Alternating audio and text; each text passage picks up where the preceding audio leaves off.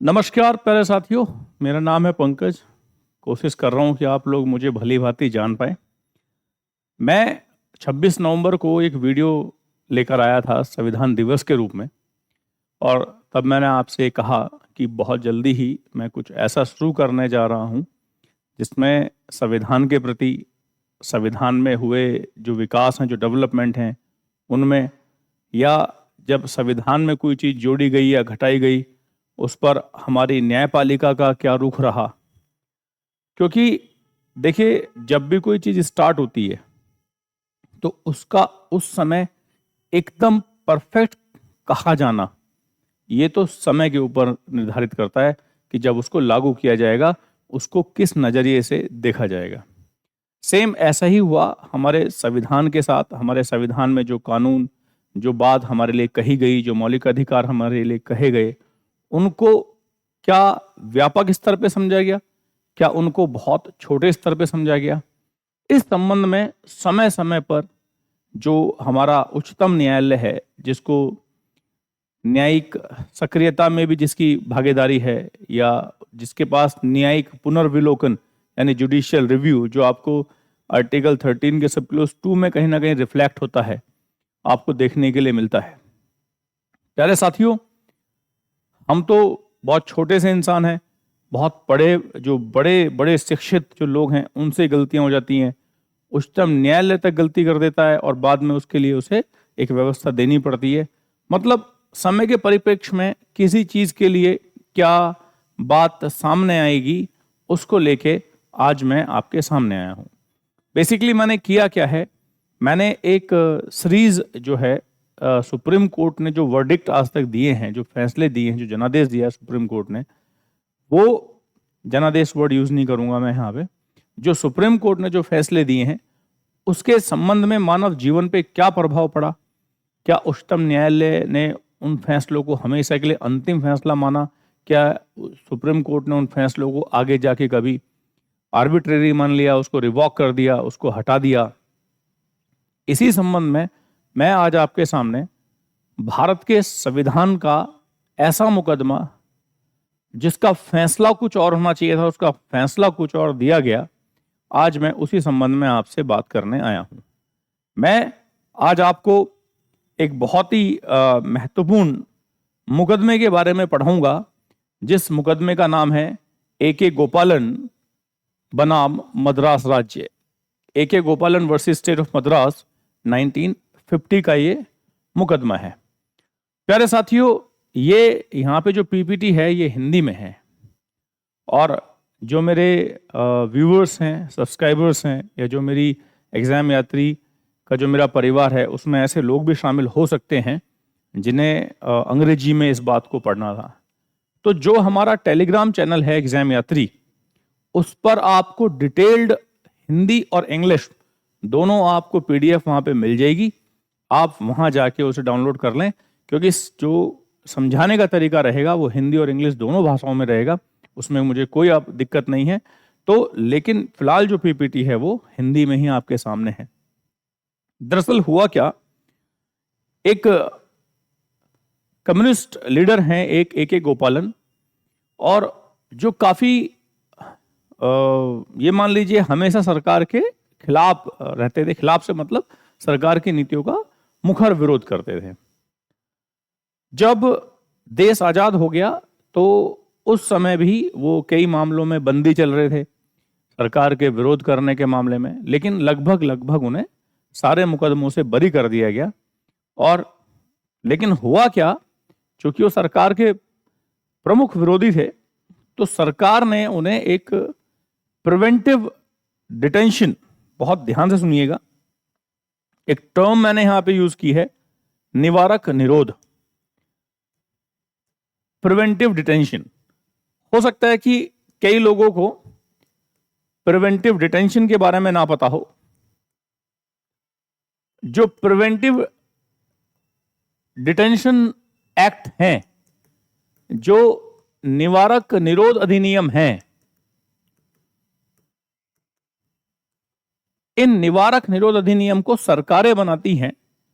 कुछ खास तरह के कानून होते हैं जो कुछ खास तरह की लिमिटेशंस लगा देते हैं। आर्टिकल 22 के संबंध में अगर आपको थोड़ा सा बताऊं मैं, गिरफ्तार किए गए व्यक्ति को तुरंत गिरफ्तारी के कारण से अवगत कराना होगा तथा उसे अपने पसंद के वकील से अपना केस, अपना मुकदमा लड़वाने की परमिशन होगी।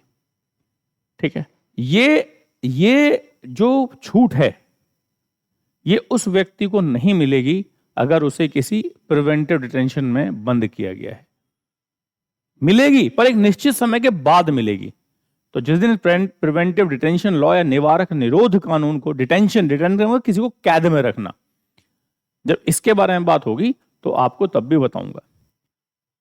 तो जो सरकार है उसने क्या किया, उसने निवारक निरोध एक कानून बनाया और उस कानून के तहत गिरफ्तार कर लिया किसको, ए.के. गोपालन को।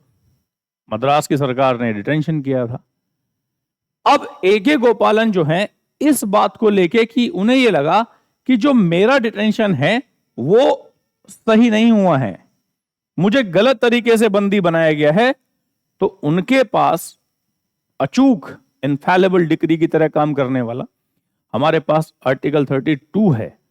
आर्टिकल 32 के तहत हम सुप्रीम कोर्ट में डायरेक्ट, किसी और मामले में नहीं जा सकते हम डायरेक्ट सुप्रीम कोर्ट, लेकिन अगर हमें लगता है कि फंडामेंटल राइट के वायलेशन हमारा हुआ है, जो हमारे मौलिक अधिकार हैं उनका उल्लंघन हुआ है, उनको आर्बिट्ररी तरीके से कोई उन्हें छीनने की कोशिश करता है, तो डायरेक्ट हमें सुप्रीम कोर्ट जाने की पावर आर्टिकल 32 में है और सेम पावर आर्टिकल 226 में हाई कोर्ट में है। हम हाई कोर्ट भी जा सकते हैं।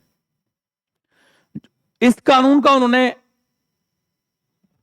आर्टिकल का फायदा उठाया और उन्होंने कोर्ट में जाके कहा कि जो 19(1)(d) है, भारत के राज्य क्षेत्र में सर्वत्र आबाद संचरण, right to move freely throughout the territory of India, ये मुझे जो गिरफ्तारी की गई है मेरी, ये 19(1)(d) को मुझसे छीन लेती है और चूंकि इससे मेरी पर्सनल लिबर्टी भी वायलेट होती है, तो मेरा आर्टिकल 21 का भी अतिक्रमण होता है। यह आर्ग्यूमेंट थी ए.के. गोपालन की बिफोर द सुप्रीम कोर्ट कि यह प्रिवेंटिव डिटेंशन जो लॉ है इसकी मंशा सही नहीं है, इसमें केवल मुझे डिटेंशन में रखने के लिए सरकार इसमें मनमाने तरीके से अपना रुख रख रही है। अब मनमाने रुख की बात आई है तो डेफिनेटली फिर बात आगे बढ़नी थी। तो कोर्ट ने बेसिकली, कोर्ट के सामने बात आई क्या, कोर्ट के सामने बात यह आई कि भाई हम जो है क्या जांच कर सकते हैं। तो कोर्ट ने कहा क्या निवारक निरोध अधिनियम 1950 संविधान के अनुच्छेद 19 और 21 का अतिक्रमण करता है, यह लीगल इशू आया। क्या कोई प्रिवेंटिव डिटेंशन लॉ इस बात का वायलेशन करता है, अतिक्रमण करता है, किस किस का, 19 और 21 का। और बहुत ध्यान से सुनिएगा, क्या विधि द्वारा स्थापित प्रक्रिया, प्रोसीजर एस्टैब्लिश्ड बाय लॉ, न्याय का प्राकृतिक सिद्धांत यानी ड्यू प्रोसेस ऑफ लॉ, क्या ये दोनों एक ही हैं, क्या इन दोनों में कोई अंतर है या नहीं है, या दोनों एक ही सिद्धांत हैं ये। और तीसरी बात कोर्ट के सामने आई कि क्या 19 और 21 के बीच में कोई संबंध है। देखिए, मैं चाहूं तो इसे बहुत फटाफट बना सकता हूं, लेकिन मेरी अपनी ऑडियंस से केवल एक ही दरख्वास्त है, जो भी चीज लाइफ में पढ़ो इतनी मजबूती से पढ़ो कि सवाल चाहे फिर एग्जाम में कैसा आ जाए बिल्कुल छूटे ना। तो कोर्ट बेसिकली इन मुद्दों पर जांच कर रहा था। अब कोर्ट ने जो रूलिंग दी, इसमें ज्यूरी देख ली कौन कौन है। इसमें हीरालाल जे कानिया जी, न्यायाधीश पतंजलि शास्त्री जी, मेहरचंद महाजन जी, पी.के. मुखर्जी जी, सुधीर रंजन दास जी और फजल अली जी। इसमें 6 जजों की बेंच बैठी और डिसीजन जो दिया गया वो 5-1 से दिया गया, यानी 5 जजेस की मेजॉरिटी रही और एक जज ने डिसेंटिव ओपिनियन, डिसेंटिव डिसीजन दिया, जिनका नाम है फजल अली। क्या कहा कोर्ट ने? कोर्ट ने अपने फैसले में कहा कि ए.के. गोपालन का डिटेंशन बिल्कुल सही है। अर्जी कर दी खारिज कि नहीं, जो ए.के. गोपालन ने किया जो डिटेंशन मद्रास सरकार ने उनका किया है वो बिल्कुल सही किया है। और जो व्यक्तिगत स्वतंत्रता है, बहुत ही दुर्भाग्यपूर्ण तरीके से मुझे यहां कहना पड़ रहा है कि जो व्यक्तिगत स्वतंत्रता है उसका मतलब शरीर की भौतिक स्वतंत्रता से है, फिजिकल फ्रीडम से है। सुप्रीम कोर्ट ने आर्टिकल 21 का, और देखिए साथ में क्या कहा कि आर्टिकल 21 और 19 और 21 दोनों अलग अलग आर्टिकल हैं। विधि द्वारा स्थापित प्रक्रिया और न्याय का प्राकृतिक सिद्धांत दोनों अलग अलग हैं। इन दोनों को भी अलग अलग कहा गया। बेसिकली यहां पे एक बात आपको और बहुत बहुत ध्यान से समझनी चाहिए। जब ये न्याय का प्राकृतिक सिद्धांत लाया गया था, ड्यू प्रोसेस ऑफ लॉ, तो अमेरिकन थिंकर्स ने, जो हमारी कॉन्स्टिट्यूएंट असेंबली में एडवाइजर के तौर पे आए हुए थे, उन्होंने भारत की न्यायपालिका के संबंध में यह बात कही कि अभी भारत की न्यायपालिका उतनी मैच्योर नहीं है जो न्याय का प्राकृतिक सिद्धांत यानी ड्यू प्रोसेस ऑफ लॉ देख सके। अमेरिका में ड्यू प्रोसेस ऑफ लॉ ही चलता है और भारत में क्या चलता है? Procedure established by law. यानी सुप्रीम कोर्ट ने कहा कि हम केवल यह चेक करेंगे कि सरकार ने जो कानून बनाए हैं उसे विधि द्वारा स्थापित प्रक्रिया के तहत बनाया नहीं, मतलब उसे विधानसभा, विधान परिषद या लोकसभा या राज्यसभा, जहां जिसका कानून है पूरा वहां पास करा के और पूरा उस पर राष्ट्रपति के साइन वाइन करा के, राज्यपाल के, वो प्रोसीजर फॉलो हुआ या नहीं हुआ। यानी किसी कानून को बनाने की जो लीगल प्रोसीजर है, हम सरकार की मंशा को नहीं देखेंगे। तो यहां पर आर्टिकल, इस फैसले ने तो यह मान लीजिए कि आर्टिकल 21 को कहीं का छोड़ा ही नहीं, जिसके लिए बाद में इतने सारे चीजें, बहुत ही छोटा मीनिंग आर्टिकल 21 का कर दिया गया। उसके बाद फजल अली जी, मैंने भी आपसे कहा कि फजल अली महोदय ने डिसेंटिव डिसीजन दिया। फजल अली साहब ने जो कहा वो जिंदगी भर न्यायालय याद रखेंगे। फजल अली साहब ने कहा कि अगर किसी को बिना कारण बताए, अगर आप किसी को बिना कारण बताए गिरफ्तार करते हैं तो वो आर्टिकल 21 का उल्लंघन है। बिल्कुल साफ साफ कह दिया उन्होंने, you have to tell the reason. गिरफ्तार किए गए व्यक्ति को गिरफ्तारी का कारण बताना आवश्यक है, यह फजल अली साहब ने कहा। और फजल अली साहब ने जो कहा था वही बात सही साबित हुई और सुप्रीम कोर्ट ने अपना ही फैसला मेनका गांधी बनाम भारत संघ के मामले में, इसके पे भी मेरी एक पूरी वीडियो आएगी, मेनका गांधी बनाम भारत संघ के मामले में अपना ही डिसीजन चेंज किया और कहा कि हम केवल विधि द्वारा स्थापित प्रोसीजर एस्टैब्लिश्ड बाय लॉ ही नहीं देखेंगे, हम साथ में कानून की मंशा भी देखेंगे, हम सरकार की मंशा पे भी हम बात करेंगे। और जैसे ही हम मंशा पे जाते हैं, ड्यू प्रोसेस ऑफ लॉ अपने आप लागू हो जाता है। प्राकृतिक सिद्धांत, भाई आप कोई कानून लेकर आ रहे हो और केवल किसी को टारगेट करने के लिए लेकर आ रहे हो, तो वो तो हमारे संविधान के जो निर्माता हैं उनकी आत्मा पे एक प्रहार है ना, क्योंकि उन्होंने एक सिंगल कानून, उन्होंने एक सिंगल आर्टिकल वोटिंग से नहीं आया। जब तक एक आर्टिकल पे भी किसी एक व्यक्ति का हस्तक्षेप रहा, उसकी आपत्ति रही, वो संविधान सभा ने शामिल नहीं किया। दुनिया का सबसे बड़ा संविधान लिखा है हमने, 395 आर्टिकल्स, एक भी आर्टिकल वोटिंग से शामिल नहीं हुआ कि 10 में से 6 लोगों ने कह दिया तो चलो इसे शामिल करो। नहीं, जब तक 10 के 10 लोगों ने नहीं कहा, जब तक उसको शामिल नहीं किया गया है। तो इसलिए श्रीमती गांधी को सुप्रीम कोर्ट ने कहा था, आप संविधान में संशोधन तो कर सकती हो पर आप उसे रीराइट नहीं कर सकती हो। तो ए के गोपालन का तो जो हुआ सो हुआ, लेकिन सुप्रीम कोर्ट ने अपना ही फैसला पलटा। और ऐसा भी कहते हैं कि इसमें सुप्रीम कोर्ट महोदय ने अपनी गलती भी मानी। जो लीगल प्रोसेस होता है वो हुआ होगा, लेकिन और ये देखिए, मैं आपको आर्टिकल 21 की महत्वता बता रहा हूं। शादियों का सीजन चल रहा है, शादियां इस समय बराबर चल रही हैं। आज मैंने अखबार में पढ़ा रात 10 बजे तक डीजे बजना अलाउ है। तो आज मैंने अखबार में पढ़ा 10 बजे के बाद भी धमक रहे हैं डीजे, क्या सो रही है पुलिस? क्यों? मैं ये छोटी छोटी बात आपसे क्यों करता हूं? अखबार में पढ़ के, तुमने भी पढ़ा होगा, रात 10 बजे के बाद भी धमक रहे हैं डीजे, क्या सो रही है पुलिस? क्यों?